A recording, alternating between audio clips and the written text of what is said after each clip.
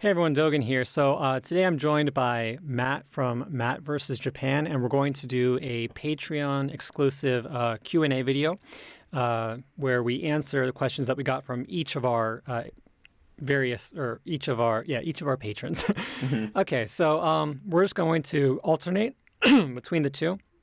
Excuse me. For those of you, I assume that most people know Matt from Matt versus Japan. If not, maybe just give like a 1 minute self-introduction. And I'll start by saying that Matt's Japanese is phenomenal. It's at least as good as mine, if not better. So there's the endorsement. I'll let Matt give his introduction now.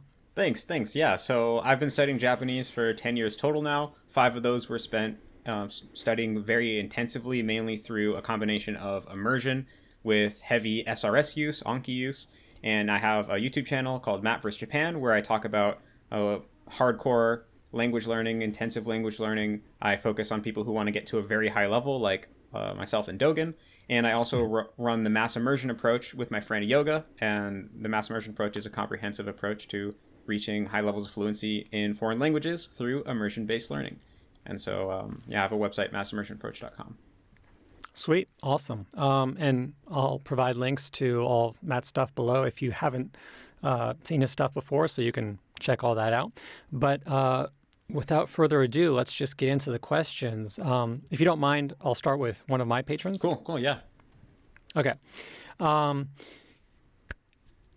Maximilian asks, from what I know, Matt wasn't really aware / didn't care about pitch accent at the beginning of his journey. Ask him if he regrets not paying attention to it since the get-go. Yeah, so I don't know if regret is the right word because I didn't know about pitch accent for the first 4 years of my intensive Japanese study. So there was no way for me to have made the decision that I want to focus on it. But if I could go back in time knowing what I know now, I definitely would have incorporated pitch accent study from, if not from the very beginning, from maybe around 6 months into learning Japanese. Because in my formulation of how I recommend people to learn Japanese, you got a lot to worry about with the kanji and the grammar and things like that. So I think maybe for the first 6 months, focus on kanji and grammar and getting a base in vocab. And then I would start gradually introducing pitch accent. And yeah, I really wish I had someone who could have told me that, and I think I would be a lot better today if I would have had the luxury of knowing about pitch accent earlier on. Yeah, I agree completely. And I also, I recommend the same approach when it comes to learning pitch accent at that point in time. I usually say, hit the books hard in terms of holistic, comprehensive studying, like all around studying for the first 6 months.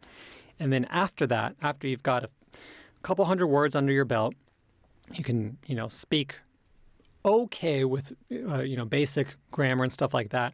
That's when I think it's best to start implementing pitch accent knowledge and phonetic knowledge. Because if you try and implement that from the beginning, you have to worry about things like pitch accent terminology and things like that before even starting to learn Japanese. So that can be a little bit too overwhelming. So I agree. And I'd also like to briefly mention that Matt and I both discovered pitch accent independently.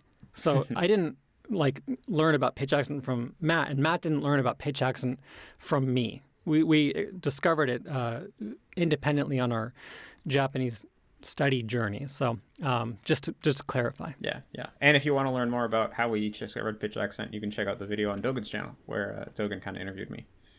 So Yeah. Cool. For those, I guess I didn't mention this on my Patreon post, but we're shooting a total of 3 videos. This one is the Patreon exclusive, obviously, but I also interviewed Matt on my channel about his Japanese journey in general, and he interviewed me on his channel about my Japanese journey and also the approach that I take to my comedic videos and stuff like that. So maybe a question from your side now? Yeah. So easy. This is an easy one. Doo Laser asks, and by the way, this is the most upvoted question. How did Dogen come to find out about Matt? Gosh, what was the first? I know that there was okay. It was just a recommendation on the side on a YouTube video. Oh, no way. So after I put up. I think it was a recommendation on one of my phonetic lessons that are public. So like one of the first 3 or 4 videos. Those ones are available on YouTube. I think that initially not long after publishing those videos, I saw you in my recommendations.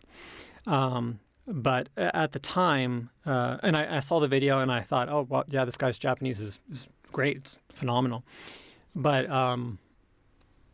at that time, I was super busy with work. I wasn't a full-time YouTuber and anything like that. So we never contacted each other for a long time. But in recent months, I would say just over time in general, more and more people have left like comments on my videos or like on my, when I was doing like Twitch live streams and stuff, people were constantly asking me like, are you ever going to do something with Matt versus Japan? What do you think about his Japanese? And da-da-da-da-da. And I was getting more and more mentions. And so about 2 weeks ago, I reached out and I said, hey, let's do some stuff together. Your Japanese is great. I'm sure I can learn some things from you and my audience can learn things from you. So that's what we're doing. And I was super psyched when you reached out for me. Like, I've always wanted to make a video with you, but I know that you're super busy and I have like literally like a tenth of the subscribers that you have, pretty much. and so it was like, I felt like it would be punching up too much if I tried to contact you. So when you came contact me, I was like, yes. Way of thinking about it. Well, yeah, I'm happy that we're able to do this and hopefully again in the future. Yeah, definitely. It's been a lot of so fun. that's how I found out about Matt. Next question. I've been following Matt for a couple years, and if I remember correctly, he's also a patron of you, Dogen. Yes, that's true. With MIA and ATT being rather aggressive approaches learning Japanese, many members of the audience grow very passionate about the approach, sometimes even religious, with all its positive and negative consequences. What is Matt's take on that?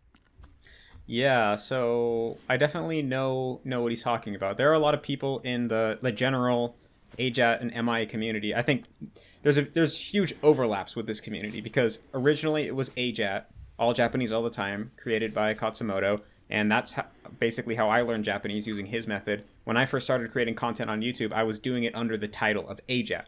Now, I was still talking about my own ideas, and I had made a bunch of recommended changes to AJATT, but I was calling it AJATT because I just always thought of myself as an AJATTer.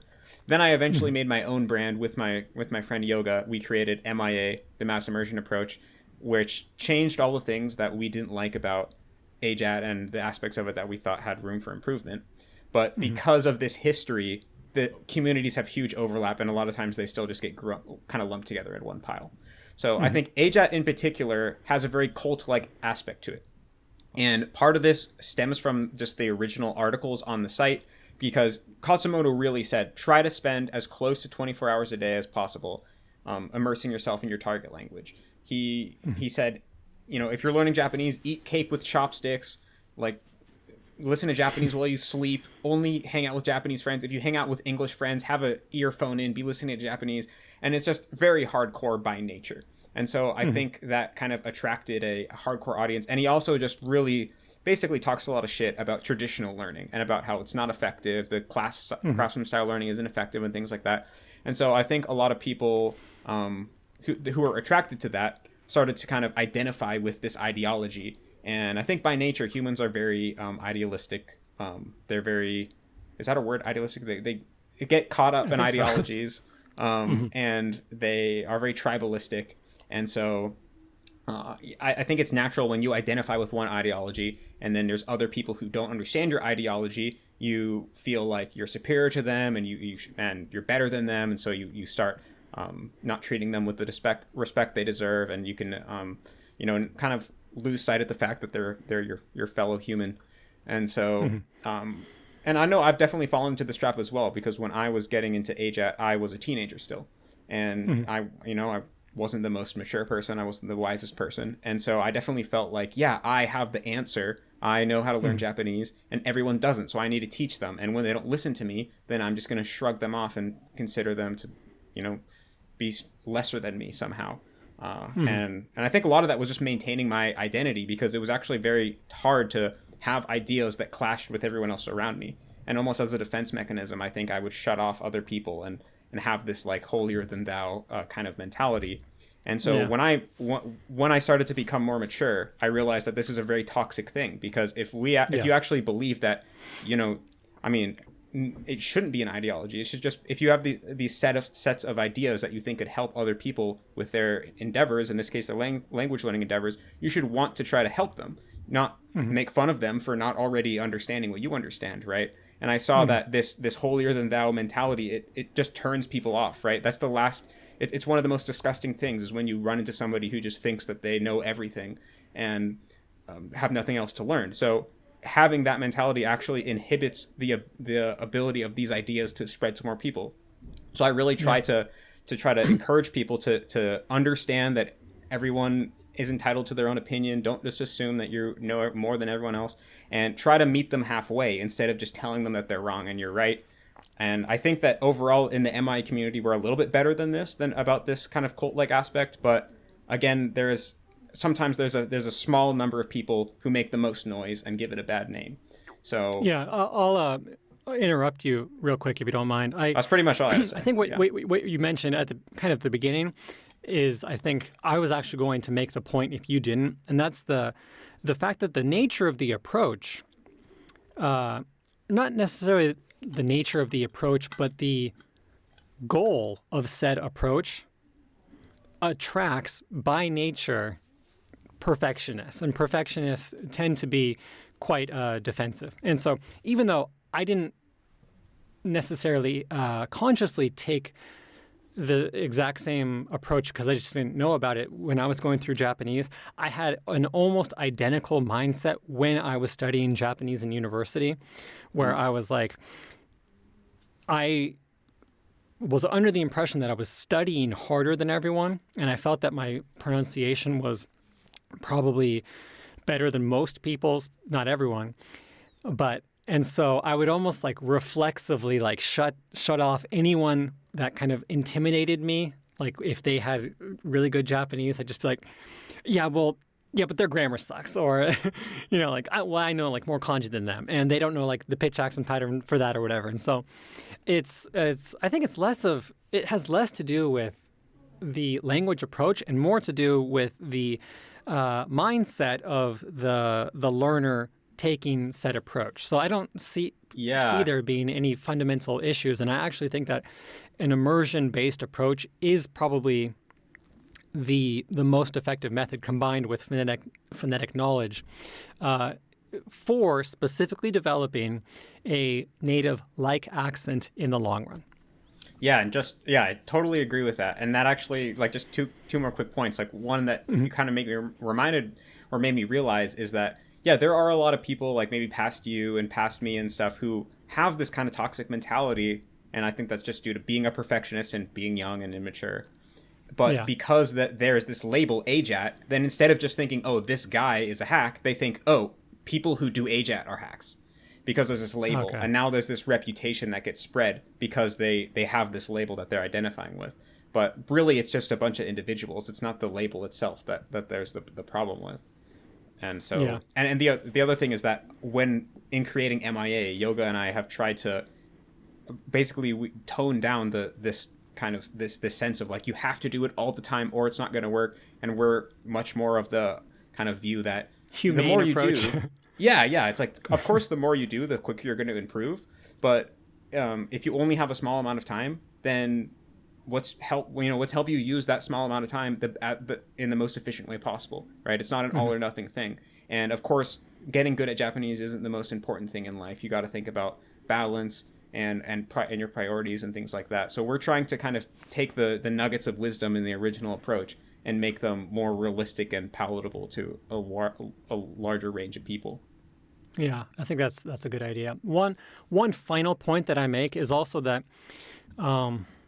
I think that for a lot of people that start studying Japanese, this was certainly true for me. I don't know if it was true for you, but Japanese can kind of become their escape for a lot of like the negative things in their life. Oh yeah. So like maybe like they're the one person studying Japanese out of their friend group. And their friends, even though they're their friends, they give them kind of a hard time. And then the people that aren't in the friend group really give them a hard time. Like, man, this person's like into anime and stuff like that. And because you kind of get that negative feedback sometimes, certain individuals get that feedback. I certainly did. It kind of becomes that much more precious to you. And you attach more emotion to it and you become more defensive about it. And I have found that many people who study Japanese in general, compared to other languages, regardless of the approach that they take, they are more defensive about their language studies, and there's more of like a connection to the language for them versus the typical language learner. And there might be a little bit of overlap there, but yeah, I've definitely noticed that as well. I think that's a really good point. Yeah, a lot of people really are into anime, and then anime might not be the coolest thing in their particular setting. They might get like bullied or whatever it might be. But there's also other interesting trends where I've noticed there's a big overlap between computer programmers and people studying Japanese, and because of this, Japanese has more like technological tools and programmatic tools. Oh yeah, I've than noticed any this other as well. language. There's crazy Anki stuff, subs to SRS and Morphman and other like text analyzers and things like that. So. That's a perk. Yeah, definitely. All right, we should probably move on to the next question. Okay, so the second most upvoted question for me was actually whether or not pitch accent can be fully acquired, whether it can become pure muscle memory. But we actually ended up kind of covering that on the video going up on my channel where I interviewed Dogen. So going to the next one, I'm going to kind of just group these two together because they're kind of similar. Okay. One of them is Jeffrey Downing asks, how much do you know about AJATT and Khatzumoto? And then Z Dennis asks, what do you think about MIA? So, okay. I essentially don't know anything about Khatzumoto. Sorry, I was a little bit aspirated that T there, but the one video that I saw of him on YouTube, I did think his Japanese was very, very good. I noticed like a couple pitch accent things, but even I make pitch accent things, and Matt probably makes pitch accent mistakes as well sometimes when speaking Japanese. So based on what I saw, I was very impressed. And more than that, I've been impressed with Matt's Japanese in the various videos that I've seen of him speaking Japanese.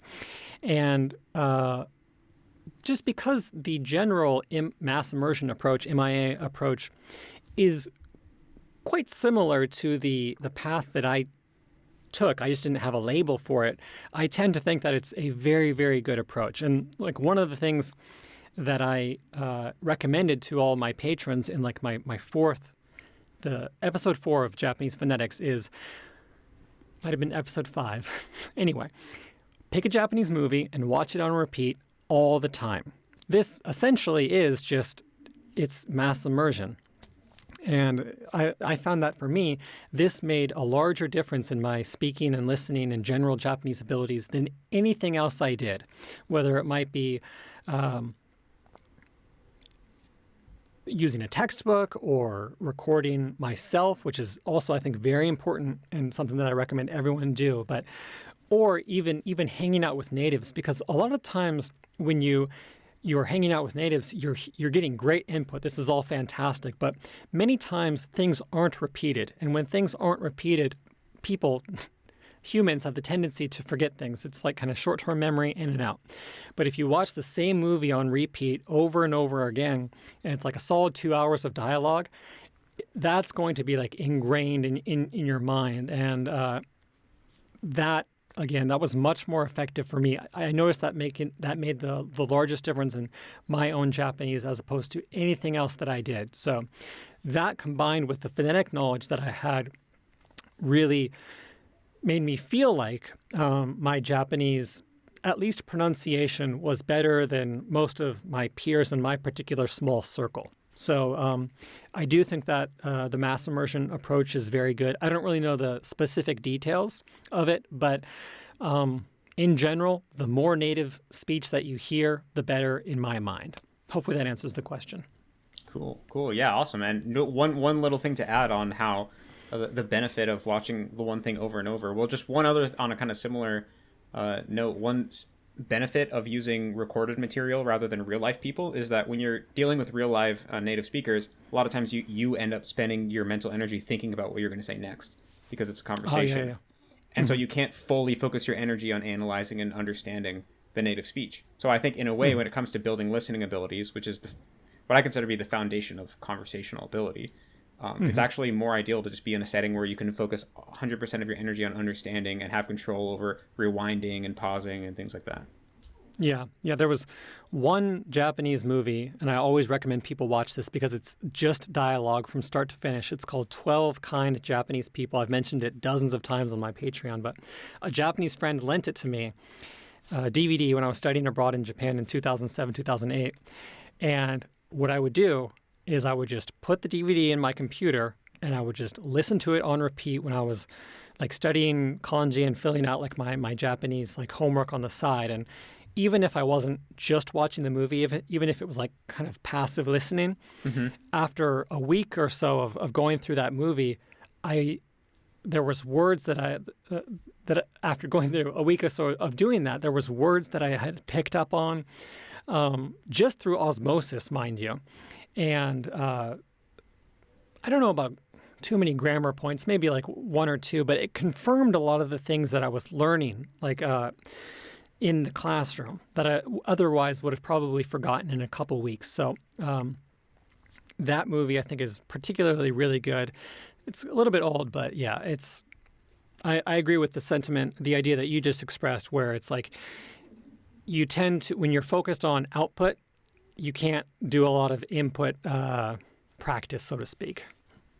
Output is obviously extremely important as well, but I also agree that the foundation should really be like this Japanese base that you can pull from whenever you want. Yeah. You need to get it into your head before you can pull it out of your head. Yeah. Exactly. Cool. Okay, so I guess I'll do a question on my side. Yeah. Okay, let's see. Hey, Matt, at age 27, for my learning process, would it be more beneficial for me to study abroad in Japan for immersion purposes, or is AJATT at home in America still viable? Yeah, so based on the way you phrased the question, it sounds like you're asking, does the fact that you're 27 years old change my standard recommendation or my standard formulation of how I recommend people going about learning a language? And that just, no, it doesn't. I don't think the fact that you're 27 fundamentally changes anything. I mean, perhaps being 27 puts you at a little bit of a disadvantage compared to someone who's, let's say, 18. But even if that's the case, I don't think it's going to be significant. And also, I don't think there's any practical way that you should change the way you're studying in light of that. So my general recommendation, if you have the luxury of doing so, is to spend maybe the first 1 or 2 years studying in your home country and then going to Japan. Because if you go to Japan before you have any base of ability, you're not going to be able to take full advantage of the fact that you're in Japan. You're not going to have enough of a base to really interact with natives in the language, so you're probably going to either end up isolated or hanging out with other other speakers of your native language. And so I think it's better to just build a base in your hometown in kind of the comfort of your own home, so to speak. And then after you're 1 or 2 years in, you'll be at the best position to take advantage of the fact that you're in the country. Yeah, I think that's really, really good advice. I couldn't tell you how many people I knew during study abroad who only hung out with other study abroad students. And for me, it was always just like, what are you guys doing? And it's actually, when you're not already in Japan, and you're just hearing about that, it's like, that's such a waste of time. But then when you actually come and you realize like, oh, things aren't the way that I expected them to be, and I have to worry about the stress of this and finances and relationships, it's actually, you understand why people can kind of fall back into that situation. It becomes much more understandable. So I do think certainly you want to have some kind of base before coming to Japan in order to, what Matt said, make the most of your time in Japan. Cool, yeah. And so, well, now that we've just agreed on a bunch of things, the next question that I have here by Quasaver Quest is, I know that you and Dogen agree on a lot of language learning points, such as the importance of immersion, shadowing, and pitch accent, etc. Are there things related to learning Japanese on which the two of you disagree? And so I have one thing to propose, maybe. Okay. That potentially might be a point that differs. And I don't really know. I mean, at a certain level, this comes down to preference rather than like agree, disagree. We might just have kind of different styles or different preferences. But so, well, one thing that's just different is like you were just talking a little bit ago about how you recommend watching one movie over and over and over. And that totally makes sense why that would be helpful. But generally, the thing that I recommend people is to more have a balance between watching new things and repetition, where like actually what I did and I recommend people to do is when you make this distinction between active immersion and passive immersion. And when you're actively watching stuff, I generally will only watch things once or twice. But then for my passive immersion, I'll exclusively use things that I've already actively watched at least once, because then I'm most likely to get the most out of it, despite the fact that I'm not paying full attention to it. And I also recommend using the SRS, and I have a specific formulation of how I recommend using that. So I think you can get a lot of repetition in the SRS, especially now that it's not too hard to have native audio, like sentence level audio on your cards. So that's kind of where I think people can get the repetition in. So any thoughts on that? Actually, I think we probably agree on pretty much everything. I took a fairly similar approach. Like the very first time that I watched that movie, I did try and watch it actively, and I watched it on my Mac again, and it had a built-in dictionary. And that first watch through, I did pause it multiple times and try and like look up a lot of words. But obviously, I couldn't do that for everything because I was still basically a Japanese beginner at that point, and consequently, I was able to pick up things through just immersion later on. But I do think I agree with the notion that watch one thing at least once or twice actively, very actively, taking notes and stuff like that. And then after that, watching it on repeat. I think it really depends on your specific goal, I think, in terms of whether or not you want to change what you're watching. And what I mean by that is that if you're concentrating specifically on phonetics, then I think like 2 hours of solid dialogue is probably enough material to work with for at least a month. But if you're using immersion to learn things such as grammar and vocabulary as well, which is very viable and something that I did as well, and something that I continue to do to this day, then I do think that adding new media, new material is definitely a good idea. Yeah, actually, I totally agree with that, where for the specific goal of improving pronunciation, it does make sense to use one limited set of audio over and over and over again. But if your main goal is improving general comprehension of Japanese, then you want to be having more new stuff, because once you've already gone through something with the fine comb, then it's not really comprehension practice anymore, because you kind of already know the answer, so to speak. So you need to practice understanding things you've never heard before, because that's what real life presents you. But I guess then the other point, this was more the one that maybe a disagreement, is one thing that we recommend at the mass immersion approach is to actually not output for the first 6 months to even 2 years. And it depends on the language. So in Japanese in particular, it takes longer for your brain to adjust to the language. It's very different. So we recommend having a longer silent period. So like ideally at least a year. So for the first year, and this is again assuming that your long-term goal is to get to a very high level of fluency, you spend only working on input and listening. So you're trying to get your comprehension ability and reading ability at to a certain base level before you start speaking. And this is just because basically part of the idea is that, you know, when we're speaking our native language, if we make a mistake, we generally can instantly and intuitively recognize we made a mistake, because it's almost like an alarm bell goes off in my head.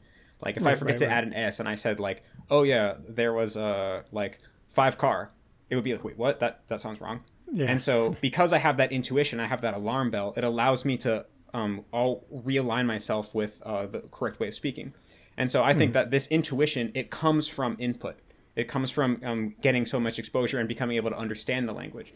So the idea is that if you start speaking too early on, before you have any foundation, and this also kind of goes back to what we were talking about in the first video that we did on your channel, where how you can't really perceive above your level of perception. That's kind of not saying anything. But it's like there's a limit to how clearly you can can perceive what's going on in Japanese, and that's kind of like your ceiling. So if you have no real intuition at all for what native or what natural Japanese sounds like, then you're going to make lots of mistakes and be oblivious to those mistakes, and that opens yourself up to the possibility of making lots of bad habits. And like you've also talked about, correcting a bad habit is more difficult than creating a good habit the first time. And you can try to get native speakers to correct you when you make a mistake, but at the end of the day, I think this is almost like imagining that you've never seen a dog before in your life, and you're trying to draw a picture of a dog, and then you have someone who has seen a dog like give you hints. So like, oh no, the tail should be like this. It's like, it's going to help a little bit, but it's going to be a much more straightforward path to just look at a dog and find out what a dog actually looks like. So in a way, it's like, go to the actual source, get to the point where you can understand real Japanese, and then you'll know directly what it's supposed to sound like, at least to an extent. And so that where it comes from, an idea of have the silent period where you're just allowing your kind of brain to build a sort of familiarity, intuition with the way that the language works, so that when you do start speaking, you can avoid, to a pretty large extent, not completely, but of course, but to a large extent, building bad habits that you'll have to fix later. That's interesting. I guess it would depend, obviously, like most things that we've talked about, it depends on the goal for the person, the long-term goal of the person studying Japanese. So there's going to be like a lot of people, I think, that the less maniac type like us would be, who would want to like study Japanese and use what they've studied in the classroom, maybe on like a journey to Japan, or with like the Japanese students that's studying abroad at their school or something like that. And obviously, in a situation like that, I would say it's okay to make mistakes if you just want to, use Japanese in that particular setting. Yeah, totally. But if your goal is to sound as native as possible, then I can definitely see the benefits of, I would say, dialing down, what do you say, pumping the brakes on speaking too much too early on. I don't know if I would limit it. Are you talking about like limiting it to absolutely nothing, or just... I mean, there's no strict rules, but the way that I see it is like, if an opportunity comes up to speak, take the opportunity, but maybe don't worry about going out of your way to create opportunities if they're not. Okay, there. Interesting. Yeah, I think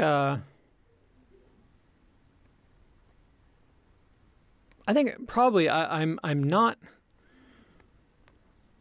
versed enough in the various different acquisition methods to say much more than I already have. But I think Matt's Japanese speaks for itself, so I'll just end my bit there.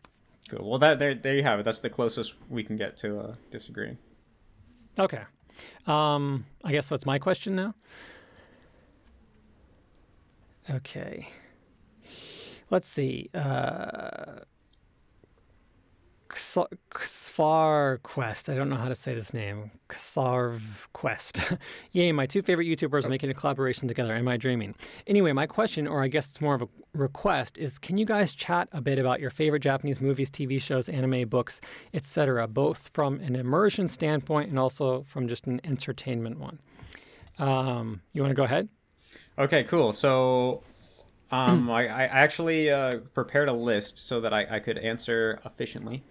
And so I'll go down my list and maybe just add a few quick notes of commentary as I go down. So music, I like a large variety of Japanese music. So in terms of rap, I kind of like rap as like a kind of ironically, I don't think Japanese rap is that good, but it can be fun to listen to. And sometimes I get into it. I like KOHH, and this other group called Soul Scream. They're more like actually good. Soul Scream, I recommend them. And then this other guy Tsubaki I like. Then some older stuff, so Yellow Magic Orchestra, YMO, they're like pretty old, man. I think 70s. They were really like on the cutting edge of electronic music. Like when you listen to them now, they were really ahead of their time. And it's a group of three guys. One of the guys, Hosono Haruomi, he also does a lot of solo stuff, and I really like his stuff. Is the singer for that group God, I can't remember the name. Something Michelle Elephant or something. I'm not totally sure. I think all of them have done a lot of. They're all really prolific. But, okay. Anyways, yeah. Go ahead. yeah. But anyway, so then some other bands: Spitz, X Japan, Blue Hearts, and then like more. I really like Nakata Yasutaka, who he's the guy behind Perfume and Capsule and Kari Pamu. So I'm a big fan of him. I love the type of sound that he makes. And then kind of cheesy, popular Japanese bands that I still like: Gesu no Kiwami Otome, Kana Boon, Yonezu Kenshi, and Official Hige Dandism. Interesting. Yeah. Movies. So Kirishima Bukatsu Yameru Teyo is one of my favorite Japanese movies. About high school, like a really realistic view of how awful it can be to be a high schooler. Initiation Love. Linda is another more realistic high school drama it's about girls and the kind of politics of being a high school, getting along with other high school girls and stuff. Interesting. Yeah. And Moteki is another one that I like about this basically virgin on this quest to get laid, and it's also kind of realistic. It's really funny. Nanimono is about the struggles of shukatsu and trying to get a job in Japan. That must be interesting as well. Yeah, really highly recommend it. Taiyo no Uta, about this girl who has this skin disease where she can't be exposed to the sun, and it's a real disease that exists. Pretty interesting. And then Love and Pop, this directed by the same director as Neon Genesis Evangelion. It's about the high schoolers who do enjo kosai, who basically have sex with middle-aged men for money, which was like a really big thing in the 90s, but I think it probably still happens. And then Boys on the Run. It's called Boys on the Run because the author didn't know English, and it's actually just one boy who's on the run. But that also is about kind of like a salary man having a midlife crisis, and it's pretty good. And then anime. So you guys are probably pretty familiar with anime. I'll just name some, like Evangelion, Kaiji, Welcome to the NHK, Kuroko no Basket, Ping Pong the Animation, Furikuri, Samurai Champloo, Sayonara Zetsubo Sensei. Then TV shows, Suiyobi no Downtown. That's like my favorite Japanese variety show. Lots of kind of dark comedy and I think it's one of the most palatable forms of Japanese comedy to like a Western audience. It's a really good in on the Japanese comedy. Getsuyo Kara Yofukashi, kind of similar. And then I like Terrace House, but specifically for learning Japanese. I have a whole video on my channel about this, but Terrace House is a reality TV show where 3 guys and 3 girls are just put in a big house, and it's just they just film these 6 people living together with no script. So it's really good to hear natural Japanese and authentic Japanese interactions, the good, the bad, and the ugly. So that can be pretty fun. The first season is by far the best in Terrace House. You can watch it on Japanese Netflix. And then dramas, Aoi Hono is about a college student who wants to become a manga writer. And he actually went to the same school as Anno Hideaki, the creator of Neon Genesis Evangelion. And he shows up as a character in the show. And it's autobiographical. So it's actually the author of the manga writing about his experience being a college student wanting to become a manga writer. And it's I think I've heard of that, yeah. And then GTO, it's a classic. Moteki, I mentioned the drama Moteki. Oh, sorry, I mentioned the movie Moteki. Moteki was originally a drama, and then they made a movie that was kind of a sequel to the drama. You can watch the movie without seeing the drama, but I think they're both good. And then Nigeru wa Haji Daga Yaku ni Tatsu, which was this pretty famous Japanese drama from 2018, I think, that I really liked. So, yeah. Interesting. We talked about this in the video where you interviewed me, but I kind of stopped actively consuming most forms of Japanese media after I kind of had my American art renaissance. So when I was like a teen, I was only into Japanese things, like Japanese music, Japanese movies, anime, and it was like all the typical things, like, Dragon Ball Z, Gundam Wing, Hey Hey Hey, Music Champ,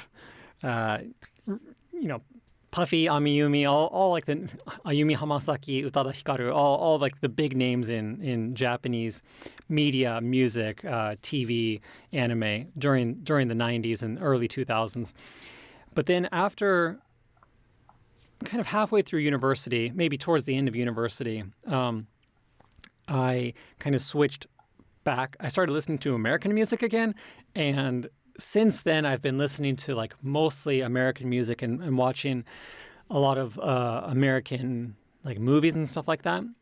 So I haven't seen most of the new anime, and besides like the really big ones that have come out recently in movies and music and stuff like that as well. But in terms of the artists and like the music and the books and the anime and movies that I personally like, my favorite Japanese author by far is Kanehara Hitomi.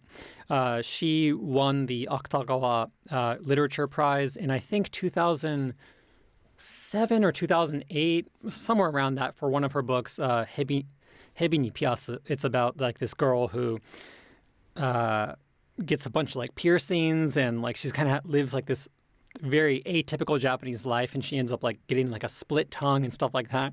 She's the author of this book, Yutsudachi.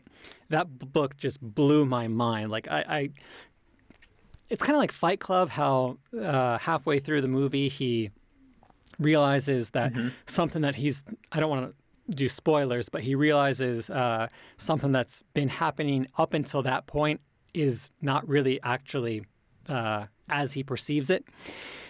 There's a story kind of like that in Yutsudachi. It's written from the perspective of a schizophrenic, and like after almost every single page, it's like, and then I did this, and then I did this, and then I did this.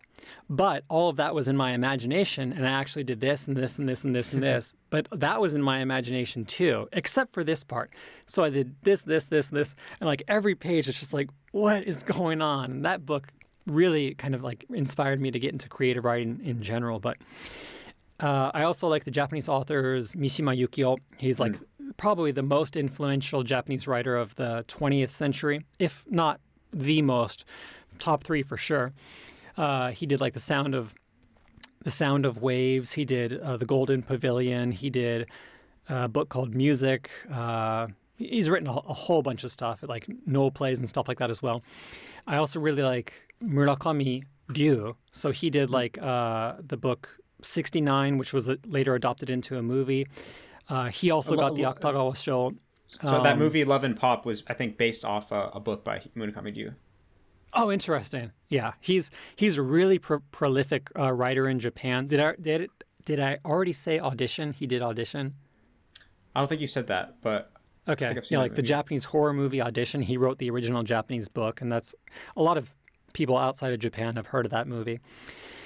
I like him a lot. I really like him. It's funny because the first author that everyone always brings up is Murakami Haruki.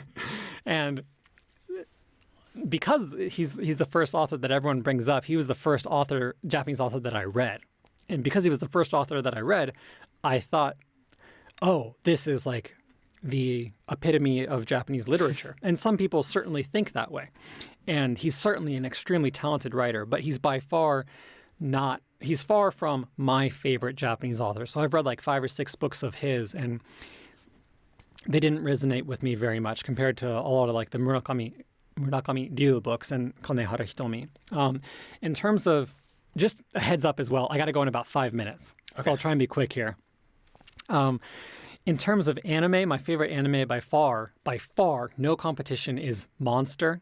Nice. I've seen that. Yeah, for those that don't know, it's about a Japanese doctor that lives in Germany and ends up saving the life of a sociopath. He ends up saving the life of a child that has intentionally committed murder. And so the doctor is dealing with like, am I responsible in some way for saving the life of this murdered? And because he saves him, and the guy goes on to continue like all this terrible stuff, the doctor feels responsible for it, and he tries to kind of correct it. That's what the anime is about. Him dealing with the struggle of what to do with this mistake that he's made. Just love that anime. I think there's nothing that even comes close, personally, for me. Neon Genesis Evangelion, I loved it until the ending. I think this is fairly common among people that have seen it, because there was apparently like issues with the studio, and then like the movie was actually the way that they wanted to make the ending. But then there's things in the movie that like directly play off the fact that the anime wasn't how it didn't end how it was supposed to be. So it kind of becomes like this meta thing where the movie is talking about the movie rather than what's happening in the movie. So that kind of was a little bit distracting for me. But up until the very ending, that's definitely a masterpiece by far, for sure. And maybe, depending on who you ask, I mean, it's one of the best. I've always been really into martial arts. So, of course, again, Dragon Ball Z and like Naruto. I never really got into Bleach. I watched all the big ones like Death Note. And recently I've been watching Attack on Titan on repeat. I've actually been using that for vocab, because there's because it's based kind of like in like a German setting. The Japanese, I think, is meant to sound like what German would sound like, so to speak. So there's no like loan words in the Japanese ever. It's all like all Japanese, traditional Japanese. So there's a lot of really, what's that? Dittaikido Sochi. Yeah, exactly. Words like that. And like one word that I just learned was bakken. So it means like take out your sword. So like there's a lot of like words like that you would never ever hear in real life, but you hear in specific anime because there's specific things happening like war and stuff like that. So I quite like that anime, although there's some narration issues, I think, but it's certainly very deep. In terms of movies, my favorites are, I really like Juninin no Nihonjin. I think it's a really good movie in general, but I also like Jusan Nin no Shikaku, 13 Assassins. That's directed by Takeshi Miike. So he was the director who also did Audition. So the movie of the adaptation of the Murakami Ryu book that I talked about earlier. So he's kind of like a really, I forget the word. He's known for being kind of over the top. He did like Ichi the Killer and a bunch of these other like super gory movies. But his movie, The 13 Assassins, that's a phenomenal like kind of Japanese war piece that I would recommend to anyone who enjoys cinema in general. Trying to think of anything else. Monsters. Kind of not very original, but I really liked the movie Okuribito. Yeah, I've seen that. It won like the award for best foreign film in I think 2008, maybe 2007. I don't know. That was a really good movie. Yeah, that's probably, we got to wrap things up, so I'll probably end things there. But got about a minute left. Is there anything that you really desperately wanted to address? Sorry for not being more transparent about the time. Oh, no worries. I mean, I wanted to ask you about reading Mishima Yukio, because I've tried to read Mishima Yukio, and it's wicked difficult. But maybe we can talk about that another time. Okay, well, maybe I'll just say something real quick. I don't know if you've ever read Shiosai, The Sound of Waves. I've tried to read King Kakuji and this other book that had Kamen in the name, but that's it. Okay. Yeah, I read like a condensed version of King Kakuji, but I read like the actual version of Shiosai. And Shiosai is actually, the prose isn't actually that difficult. I would highly recommend that book. That's my favorite book of his. And the difficult thing about that book is the dialect that they use. So you kind of got to get used to that early on. But once you get used to that, there's most of the words, if my memory serves me correctly, as long as you don't try and, if you're not if you don't mind understanding like 98% versus 100%, then you'll have no problem with it. Besides potentially the initial dialect issues, but that book, oh my god. It's It's so good. I'll just go on this 1 minute rant. There's this one scene in that book where it's the only time I've ever been reading a book and like I had to put it down and like literally say, "Oh my God," because like the prose was just so beautiful. The way that he described something, I was like dumbfounded. It just, yeah, it's amazing. So Okay, I'll definitely check it out. yeah. So unfortunately, my babysitter who's watching my kids right now has to leave now, so I'll have to end this video here. But because we weren't able to answer all the questions, and just because I think this has been productive for both of us, I'd like to speak with Matt again in the future. Probably not in the near future, but definitely sometime again, and potentially multiple times in the future. So I'd like to thank Matt from Matt vs. Japan for joining me, and hopefully everyone has been able to get something out of this video and also the 2 additional videos that we recorded. So that'll be my ending. Is there anything you want to add? Or yeah, I mean, all the same sentiments. Had a great time and definitely hope we can do it again. Sweet. Okay. So yeah, I got to get going, but thanks again to Matt, and I'll talk to all you guys again soon. Sayonara. See you guys.